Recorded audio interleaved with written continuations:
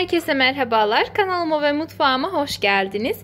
Bugün sizlere hem görüntüsünü hem de lezzetini çok beğeneceğiniz nefis bir poğaça tarifiyle geldim. Tarifimiz için öncelikle uygun bir yoğurma kabı alıp içerisine 1 su bardağı ılık su, 2 su bardağı ılık süt. Bu arada kullanmış olduğum su bardağımın ölçüsü 200 mililitredir. 10 gram instant maya veya yarım paket yaş maya, 1 yemek kaşığı toz şeker, 1 yemek kaşığı kadar tuz ve 1 çay bardağı sıvı yağ ilave edip karıştıralım. Çay bardağımın ölçüsü 125 mililitredir. Birazcık karıştırdıktan sonra mayamız hafiften aktive olmaya başlayacaktır. Son olarak sıvı karışımın içerisine azar azar un ilavesi yaparak önce kaşıkla karıştıralım. Hamurumuz karıştırılmayacak kıvama geldiğinde ise kaşığı çıkartıp elimizle yoğurmaya devam edelim. Bu arada ben toplamda 7,5-8 su bardağı kadar un kullandım. Sizlerin kullandığınız unun kalitesine göre bu miktar değişebilir. O yüzden un ilavesi yaparken her zaman kontrollü davranmanızı tavsiye ederim. 5-6 dakika kadar yoğurduktan sonra hamurumuz artık hazır oldu. Hafif ele yapışan yumuşacık bir hamur elde etmeliyiz. Şimdi elde ettiğimiz hamurun üzerini bir poşet veya streç ile hava almayacak şekilde güzelce kapatalım ve mayalanmasını bekleyelim. Ortalama mayalanma süresi 45-60 dakikadır. Bu süreyi kısaltmak için üzerini bir bezle kapatmayı tercih edebilirsiniz. Yeteri kadar dinlendirdikten sonra mayası gelmiş hamurun üzerine açalım ve elimizle kabarıklığını birazcık indirelim. Bu aşamada yoğurmaya gerek yok. Sadece birazcık toparlamanız yeterli olacaktır. Şimdi tezgaha un serpelim ve hamurumuzu güzel bir şekilde tezgahın üzerine alalım.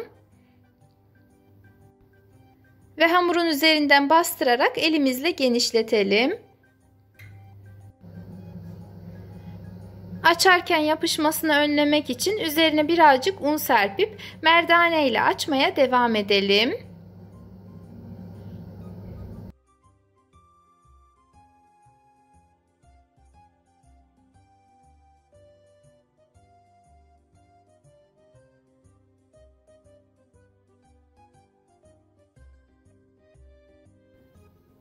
Hamuru ortalama 1 santimetre kadar kalınlığında açtıktan sonra üzerine 1-2 yemek kaşığı kadar oda ısısında beklemiş tereyağı sürelim. Bu aşamada ben tereyağı kullandım ama dilerseniz margarin de kullanabilirsiniz.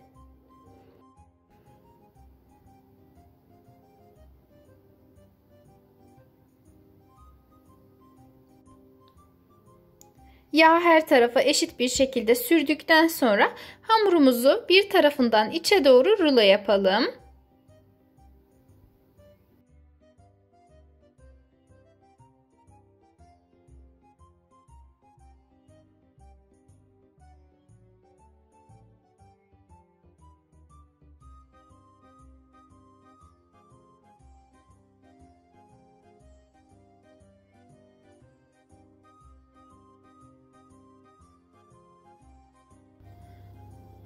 Uç kısımlarını da çekiştirerek hamurun her tarafını eşitleyelim.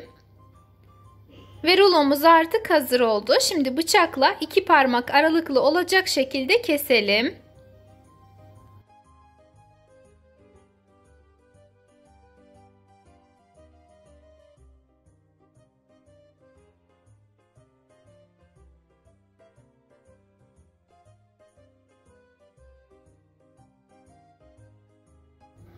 Ve kestiğimiz hamurlardan bir tanesini alıp şu anda ekranda gördüğünüz şekilde her iki ucunu içe doğru katlayalım. Daha sonra hamuru tezgaha alıp ortasından bir çubuk ile bastıralım.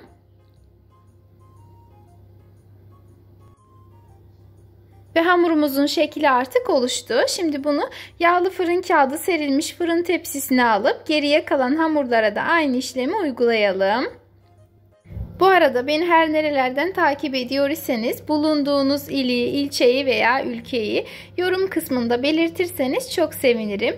Tarifle ilgili herhangi bir sorunuz, görüşünüz, öneriniz var ise onu da yazabilirsiniz. Her zaman olduğu gibi titizlikle kontrol edip cevaplayacağım. Şimdiden değerli yorum ve beğenileriniz için hepinize teşekkür ediyorum.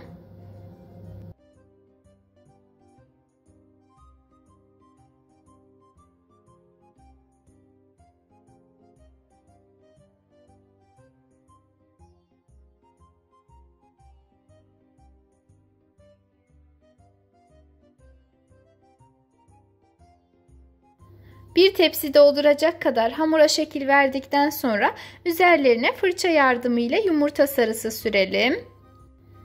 Bu arada ben tepsi mayasının gelmesi için özellikle bekletmedim. Hiçbir şey yapmadığım halde, yani hızlı bir şekilde davranmama rağmen çok fazla kabarmaya başladılar. Yani tamamen kontrolüm dışı kabardılar.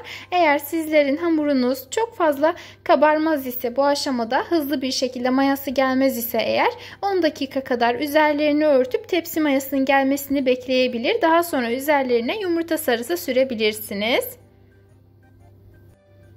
Ve hazır olan poğaça hamurlarımızı önceden ısıtılmış 180 derece fırında üzeri ve altı kızarıncaya kadar pişirelim. Pişme süresi fırından fırına değişebilmektedir. Ortalama süre 20 dakikadır.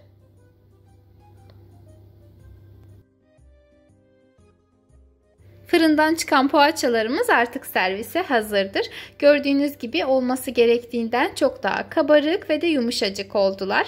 Aynı zamanda pratik, açma tadında nefis bir tarif.